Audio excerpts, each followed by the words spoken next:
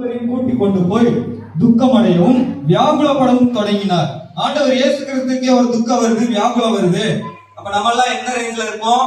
நம்மளுக்கு ஒரு சின்ன பிரச்சனைகள் வந்தாலும், சின்ன கஷ்டம் வந்தாலும் நம்ம கலங்கிடுவோம். ஆனா ஆண்டவர் பாத்தீங்களா, லூக்கா 22 எடுங்க. லூக்கா 22:32 வசனம்.